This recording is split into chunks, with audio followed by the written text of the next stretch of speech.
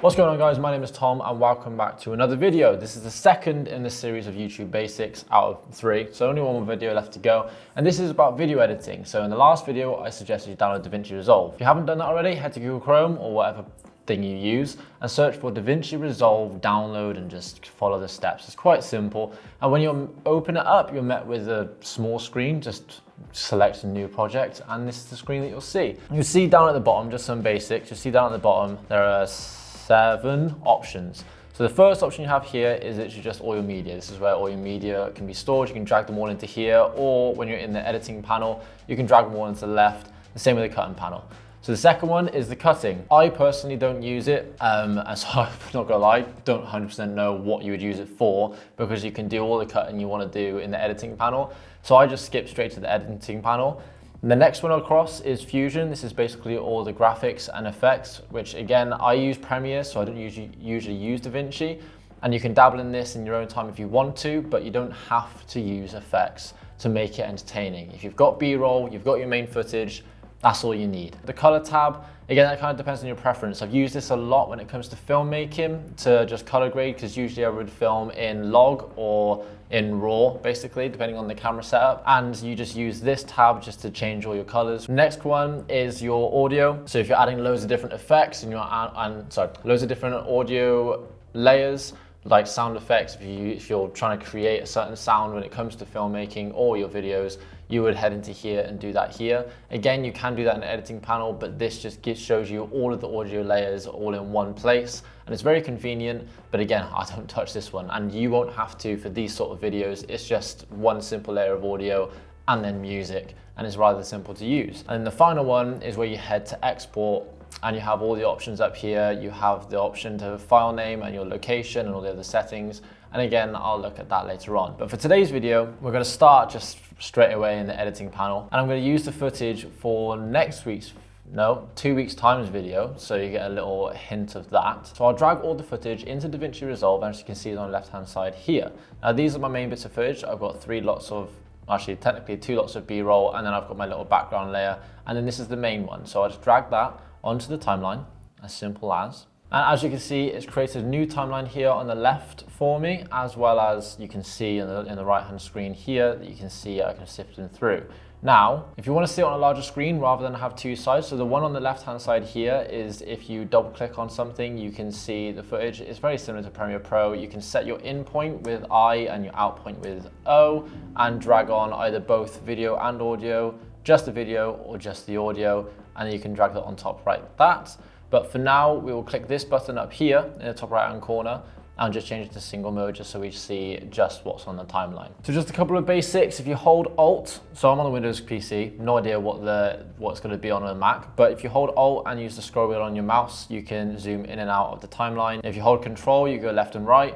And if you hold Shift, it basically just extends whichever layer you're hovering over. I don't ever use this, but it's there if you want to maybe extend the audio peaks so that's not tiny like this. So I might actually extend that a little bit. The first thing obviously I'm going to do is I'm going to find where I start and where I say the intro. Okay, so the intro is here. I messed up once on this side, but the intro is here. So I'm going to go to the start of that. And to make a cut, it's very simple. You go up to this little toolbar here, or you can click B for blade mode, and you can drag that down and click on the timeline where you want to cut. Go back to the mouse or click A for selection mode, and you simply delete. So if you just click backspace, it just removes it. If you click the delete, the small little delete button, it will what's called ripple delete, where it basically gets rid of that and moves all the footage across. So now the video starts at the intro. And you want to repeat this basically wherever you want to repeat it. So I stop talking here, carry on talking there. I can select this bit of footage in the middle, click delete, ripple delete, and I have my first cut. New camera. So for today's video, it's not very smooth because I'm recording at the same time, but you see what I mean. It's just a cut. And you just repeat this process throughout the whole video until you've got your cut footage. One tip as well, if your footage isn't snapping like this, you can just click on this button here or N on the keyboard, and it will either select it or not select it. So if it's deselected, it won't snap to the next footage. If it is selected, it will automatically snap to the footage next to it, so you don't have to try and zoom in and line it up perfectly. I'm not going to edit the whole video because it's going to take way too long and I'm on a schedule. So I've done the first part of the video, which just shows the first settings that I would go through. I also don't want to spoil the video for you. So what you might want to do is add some B-roll or some external footage. So this technically is A-roll, it's on the actor, that's where it comes from in the film, and B-roll is just the extra footage that you add on. So here I mentioned the camera that I'm using. I was using the Sony a6400, and so I've got some footage of the Sony a6400 on the table that I might want to crop in just to make the video a little bit more entertaining. So how would I do that? So I find where I mentioned Sony, so right here in this amazing still image, I'm about to say Sony. So this is where you can then use the two screens. So, or just a single screen if you want. So I've double clicked on the footage on the side, and then I've got this footage up here, which basically is nothing. I'm just changing the lights to experiment around a little bit, but I'm happy enough with the start of it. So I'll press I for the input, and I'll press O for the output for now. I'll select the visual side of things, just the video, and I'll drag that on top. And now when I mention Sony, if my computer doesn't lag, it will cut to the Sony on the screen. The Sony a6400 is the camera that I've used. And now it's kind of personal preference, so I don't want it to be that long. Sony a6400 is the camera that I've used for the past. So I'm happy enough with that there. So I'll drag the end of the footage and I'll drag that in, so then it cuts it there, or you can use the blade tool, this is your preference. But make sure you click backspace and not delete, otherwise it will move all the footage. So for example, actually let me show you. So if I click delete, it just deletes it. If I use backspace, this whole footage moves, which you do not want. So if you're going to use the blade tool, make sure you're clicking backspace. So this is decent, it's throwing something in there, but I want to spice it up a little bit. So the first thing I'm going to do is I want to drag this onto a video layer above, and I've created a little background, which doesn't need to be that long. So again, I'll just do an input and output, and I'll drag that on, and I'll drag that underneath and make it so it fits. But now you can't see the background. So I need to change the size of the Sony footage so I can see the background in the background. So you head over up here to the inspector tool, and here you've got your zoom, you've got your position, you've got all these different changes, but I just want to change the zoom for now. So I'm going to zoom out just to make it a little bit smaller. So maybe make that a round number, so I'll just do 65. And so now when I do it, the Sony a6400 is the camera that I've used for the past year or so. It just makes it look a little bit fancier having that background. Now I did use Peter McKinnon's tutorial on how to make this background, but I customized it to the title of the video, so top 5 settings. And so if you want to head to that video, it's in the description below, just so it's a lot easier for you to find. But you might also want to add a little bit of movement to this. So rather than just the background moving, the image is quite still. To do that, there's this little diamond thing over here. It's called a keyframe. Now they have these in Premiere as well. And again, I'm going to do a whole new tutorial on Premiere because it's, in my opinion, a lot easier. There's a lot more things you can do, unless you can do the same things, I just don't know. But you click this little keyframe button and then move to the end of the footage, and I'll move this to be then just 700 instead. And now, Sony a6400 is the camera that I've used for the past year. You can see the footage moved, and you can do that with whatever footage you want to use. I prefer, with these sit-down videos, to add a little bit of movement. Otherwise, in my opinion, it's a bit boring. So I'll add a keyframe at the start of that footage and zoom in to 1.1. Hello guys, my name is Tom, and today I'm going to be going through the first 5 settings that I go through. And I'll do that on every clip. So maybe for the next one, I'll start more zoomed in. So I'll zoom in on me, and I'll reposition that on the Y value. So I go up so that my head's not cropped out. And I will change the zoom and possibly the position as well, depending on how it ends up looking. So that I can then zoom out a little bit and change the position so that my head's right at the top again. And so then that whole footage then moves as well. But it zooms outwards instead of inwards.